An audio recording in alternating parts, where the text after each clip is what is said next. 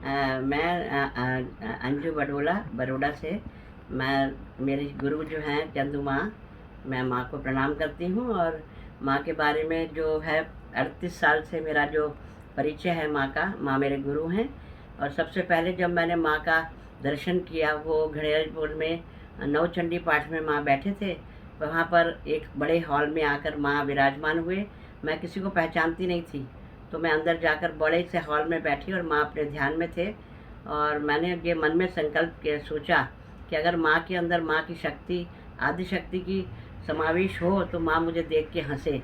माँ ध्यान में थे, तुरंत माँ आंखें खोली और मुझे देखकर हंसे।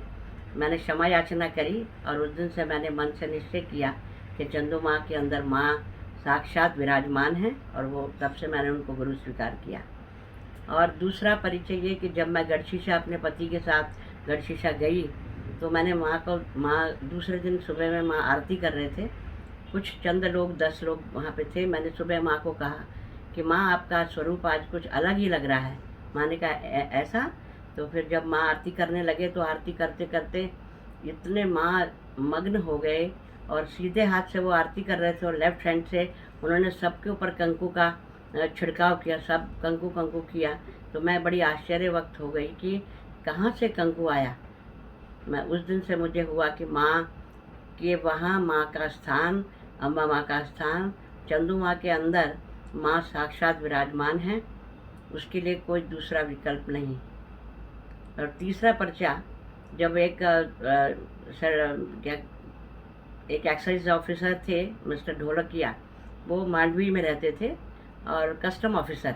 तो हम लोगों को मांडवी जाना था, रात के 2 बजे थे। तो सब लोग विचार कर रहे थे कि माँ को कैसे पूछें। किसी की हिम्मत नहीं हो रही थी कि माँ को जाके आज्ञा प्राप्त करें कि माँ हम जाएं मांडवी।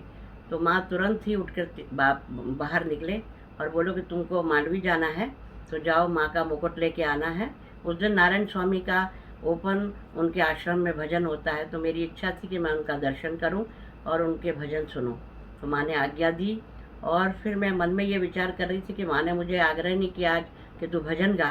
तो माँ ने तुरंत मुझे कहा कि मैंने आज तुझे इसलिए भजन नहीं गवाया कि तू थक जाएगी, और भजन मंडली वाले आए हैं, वो भजन करेंगे।